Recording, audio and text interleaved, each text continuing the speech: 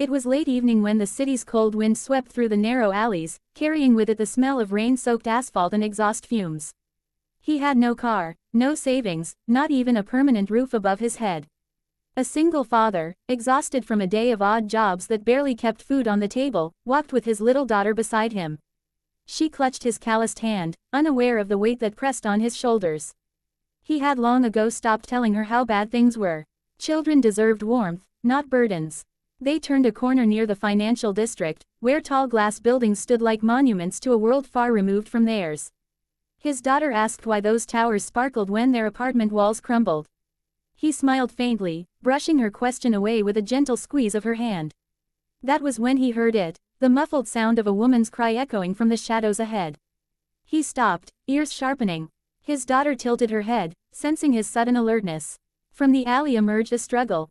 A woman, dressed in an elegant black dress and heels that seemed too fragile for the wet pavement, was pinned by two masked men.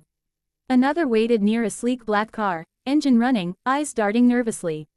The single dad pulled his daughter close, heart pounding.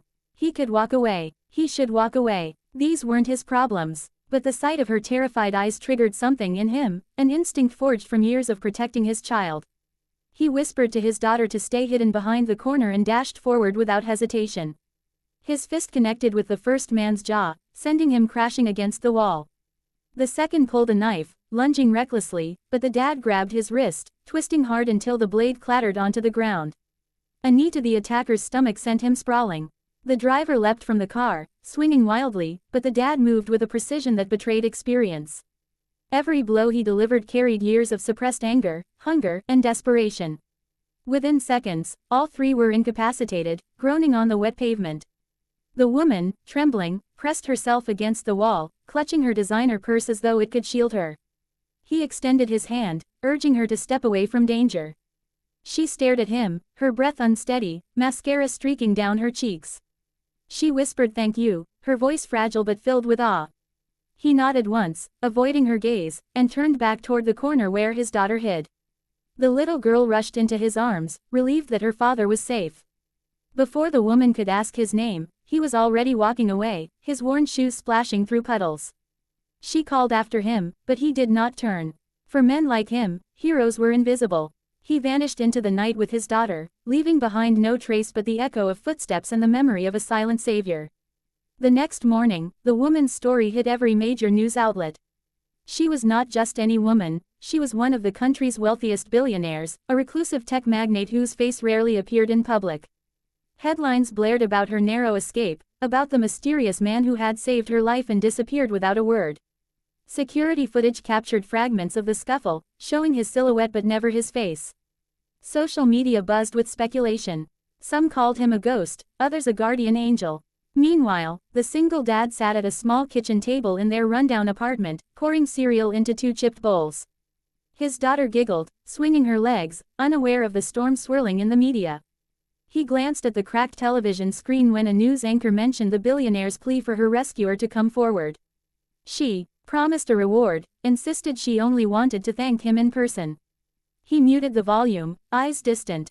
Money could change their lives, but attention could ruin them. He had learned long ago that some worlds were not meant to mix. Days passed. Security teams scoured the city, but no one found him. The billionaire grew restless, hosting press conferences, describing the way he moved, the roughness of his hands, the quiet strength in his eyes. Her voice softened each time she spoke of him, as though she had glimpsed something more than just a savior that night. But to him, she was just another person who had crossed his path. He had done what was right, nothing more. At night, when his daughter was asleep, he sometimes replayed the scene in his mind. The fear in her eyes, the way she clung to life, the gratitude that lingered unspoken. He wondered if she truly wanted to thank him or if she simply wanted to understand why a man like him had walked away without asking for anything. He never allowed the thought to linger too long. Survival demanded focus, not fantasies.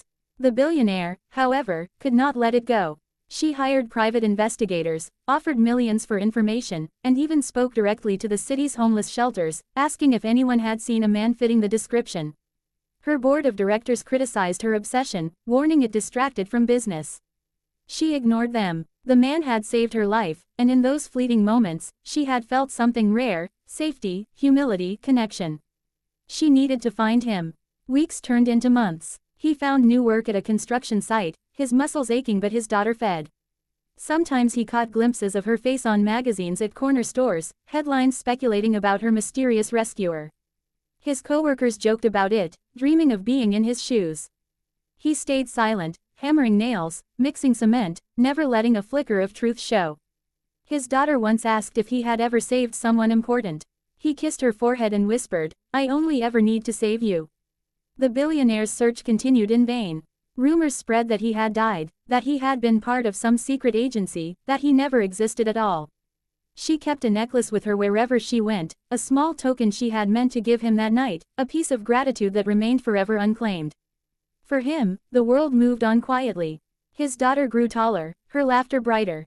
He cherished their small victories, warm meals, shared stories before bed, moments of peace no money could buy.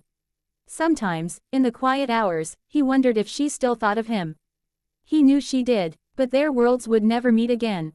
And so, he remained what he had always been, a broke single dad who had once stepped into the shadows, saved a billionaire, and vanished without saying a word.